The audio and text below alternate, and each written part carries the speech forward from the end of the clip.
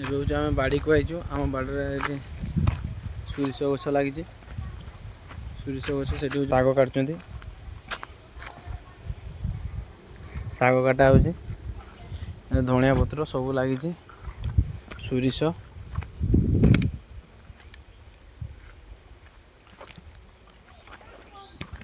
ସବୁ ଏଠି ଲାଗିଛି। ଏଠି ଶାଗ କାଟା ହେଉଛି। ଶାଗ ଚଡ଼ଚଡ଼ା ହେବ ତ। ଶାଗ ରାଇତା ହଉଛି କରାହେବ। ଆଉ ପିଆଜ ସାଇଁ ଫୁଲକୋବି ପିଆଜ ସାଇଁ ଆଉ ଫୁଲକୋବି ପତ୍ରି ବସା ହେବ। ସୁଜନା ଛୁଇଁ ବଡ଼ି ତାକୁ ଆଳୁ ବାଇଗଣ ଦେଇକି ଝୋଳ ହେବ।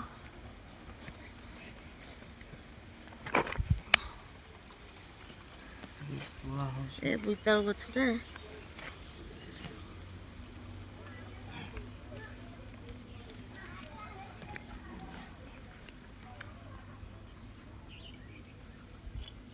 ସେଠି ସୋରିଷ ଗଛ ବି ଫୁଲ ବଢ଼ିଆ ସୁନ୍ଦର ଦୁଶୁଛି। ବଉଳ ବି ଏଥର ଆମ୍ବ ଗଛର ଆସିଛି ବହୁତ। ଆମ୍ବ ଗଛର ବଉଳ ବି ହେଇଛି। ଆମ ଗଛରେ ଏଥର ହଉଛି ଭଲ ଆସିଛି।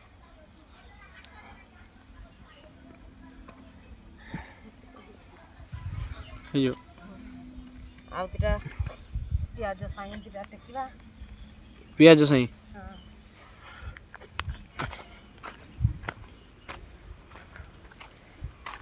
ପିଆଜ ସାଇଁ ଟେକିବା।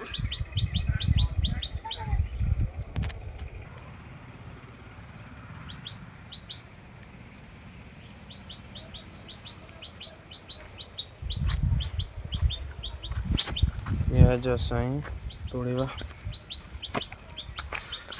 ଦେଉଡ଼ାକ ଟିକେ ବଡ଼ ବଡ଼ ହଉଛି ହେଇଛି। ବଡ଼ ବଡ଼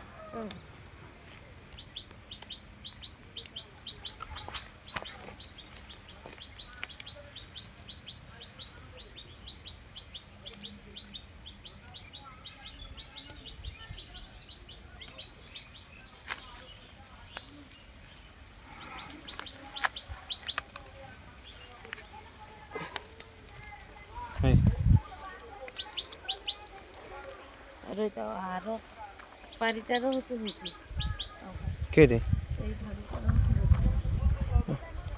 ଗୋଡ଼ କାଦୁଅ ହେଇଗଲାଣି। ଚପଲ ନାହିଁ। ପାଣି ଦିଆ ହେଇଛି ନା।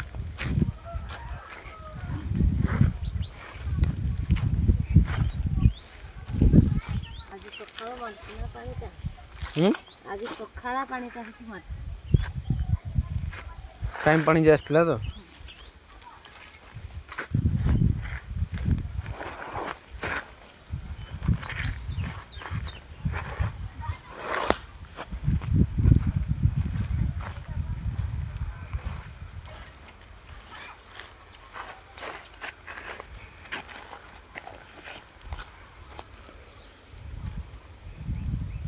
ସେତିକି ଥାଉ ନା ଆହୁରି ତୋଳିବ। ଆଉ ସେଠି ବାତାପି ଗଛ ଆମର କାଟି ଦିଆଯାଇଥିଲା। ଗଲା ଖାଲି ସେଠି ଆମ୍ବ ଗଛ ବାତାପି ଗଛ ଆମର ସବୁ କାଟି ଦିଆଯାଇଛି।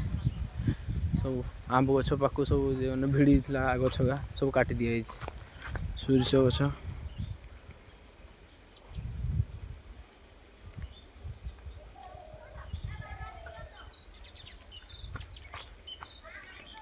କାକୁଡ଼ି ବାହାରିବ ନା। କାକୁଡ଼ି ବି ଲଗାଏ। ଏବେ କାକୁଡ଼ି ବାହାରିବନି। କାକୁଡ଼ି ହେଇଛି। କାକୁଡ଼ି ଯାଇ ହେଉନି। ପାଣି ପୁରା କାଦୁଅ ହେଇଛି।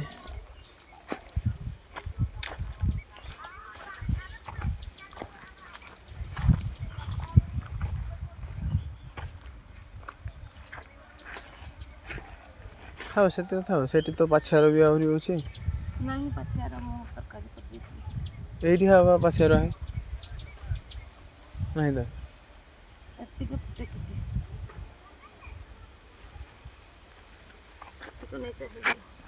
ହେଇଯିବ ତ।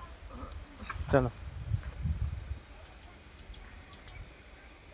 ଆଉ ଦିଟା ଖାଲି କାକୁଡ଼ି କାକୁଡ଼ି କାକୁଡ଼ି ନିଅ।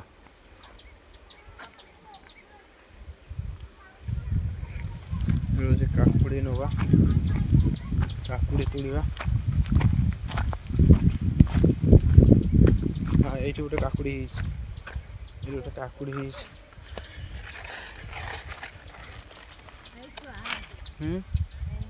କାକୁଡ଼ି ହେଇଗଲାଣି କେତେ ବଡ଼ ବଡ଼। କେରେ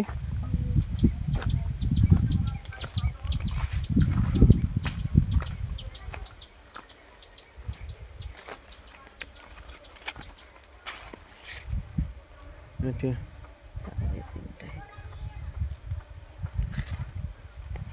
ଗଲା କାଲି ତୋଳା ହେଇଥିଲା 10 କିଲୋ କାନ୍ଦ ନା। ଆଜି ଆଉ ଚକୁଳି କାଦେଇବୁ। 3ଟା କାକୁଡ଼ି ହେଲାଣି।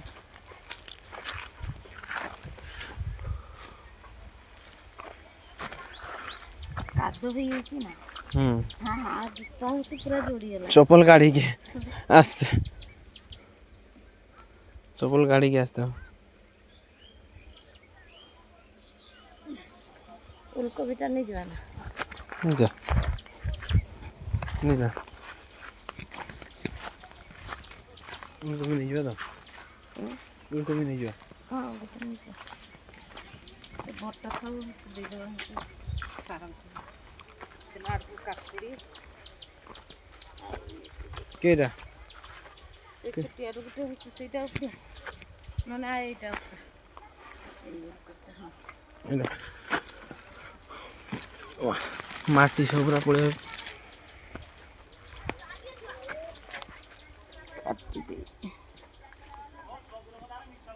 କାଟି ଦେଇକି ତ ନିଆ ହବ ସେ ରୋଷେଇ ହବ।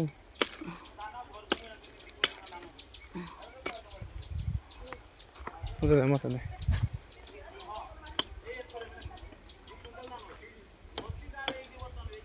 ମୁଁ କାଟି ଦେଇଛି।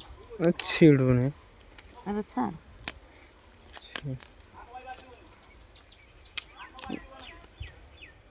ଲଙ୍କା ହଉଛି ସବୁ ଫୁଲକୋବି। ଚलो ଚलो। ଗୁଆ ଗଛର ଗୁଆ ବି ଧରିଦେନି।